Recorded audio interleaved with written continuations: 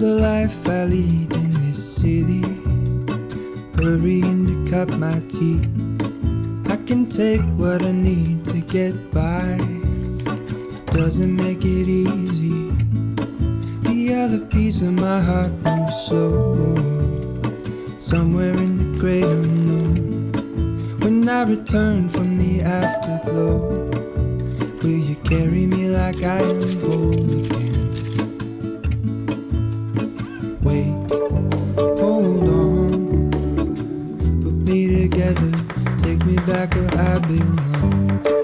I want it all, I had a feeling but the feeling is all gone. Wait, hold on, put me together, take me back where I belong. I want it all, I had a feeling but the feeling is all gone. If you've seen my Instagram, you've probably also seen that I really enjoy plating. But it's not just plating for the sake of it. There's always a reason for why something is plated in the way it is. So this series, Plating Time, is about how to plate, or at least the way I conceive of plating. So the rules for this are, the first rule, for sure, is you've got to have a warm plate. The second rule is, if you've got small quantities, it has to be big flavors. And the final rule is, the plate must tell a story. You're trying to communicate something. Now, my education is in screenwriting. And in screenwriting, they say you write a script, and that is your best effort, and that is your way of telling the director how you think the film should be shot. Now, if you conceive of the person who's consuming the plate as the director, take a step back, you're also the screenwriter. You want to take that person on an adventure with the way you plate. Now, you could simply stack it up, or you could spread out the ingredients a little bit more and encourage combinations and encourage them to get adventurous and try things. So this is the spread that we've got for today's plating effort. So we've got here an artichoke and creme, oat milk creme fraiche puree. It's very, very punchy. It's got a bit of white pepper in there. Absolutely gorgeous. We've got this syrupy jam almost of red pepper. We've got also a bit of onion, garlic, and some blood orange in there, and it's cooked all the way down and then creamed out with some creme fraiche as well, which ties those two together. Then we've got a little bit of parsley for freshness, some microgreens also for freshness. Now here we've got something really interesting. We've got a walnut, toast, and Parmesan cheese crumble with a bit of pepper and some smoked salt. And then finally, we've got the deliciousness over here. We've got a chicken breast, which has been hammered out, filled with sage and watercress, wrapped in bacon, sous vide for about an hour and a half at 63 degrees Celsius, and then gently fried in a frying pan. So, sauce first. So make sure the sauce is nice and smooth.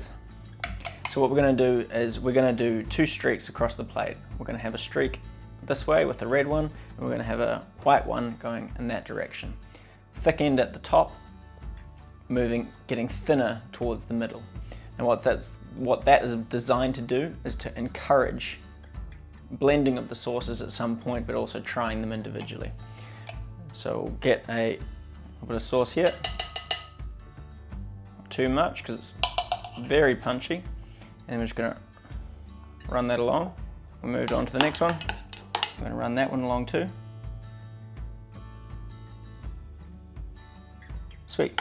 So it's a good start. We've got the thick end at each side, which is where we're going to anchor our meat. And then we've got the sauce running through, getting thinner towards each side, and then hopefully that'll encourage whoever's eating it to bring them both together. All right, so next up, we're going to put down the meat. So we're going to go, the tall one's going to go like that, and we're going to put that on, probably on the outside here. You're just going to nestle it just in the sauce a little bit. That's a direction, a direction for the person who's consuming it to, you know, work their way in, blend those flavors. It's a work of encouragement. So next up, we'll pull up another piece, and we'll put that on the other side here. Delicious. Okay, so now we're going to move on to the crumble. Now the crumble, nice and crunchy, gives us a nice bit of texture. That's just going to go around the outside here. It's almost like a fun sort of seasoning. It's quite salty and it's quite nutty, but it's going to give them a little bit of a texture pop, but also it's going to provide a nice bit of seasoning for whatever they decide to blend it with. So just sort of put that in like that. Can't really see that side, I hope it looks good. And we're going to pull off a couple of little leaves. This gives us a nice pop of colour, but it's also a nice sort of burst of freshness. Alright, and we'll grab a few little microgreens in here. We're just going to spread them across, bridge the gap a little bit. A couple more. And then basically that's it. So if you give it a little bit of a breakdown, you can sort of see that we're saying here's one pocket of flavour with a slight variation with the sauce, and here's another pocket of flavour with a slight variation of sauce.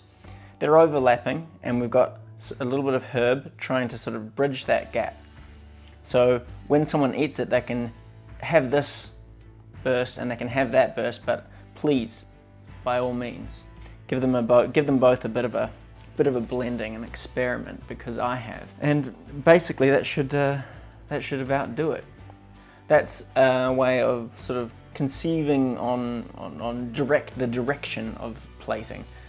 I think the next episode we'll work on things like texture and colour and a few other bits and bobs, just to make sure that like we hit every part of it. It's a bit like painting. The painting or sculpting.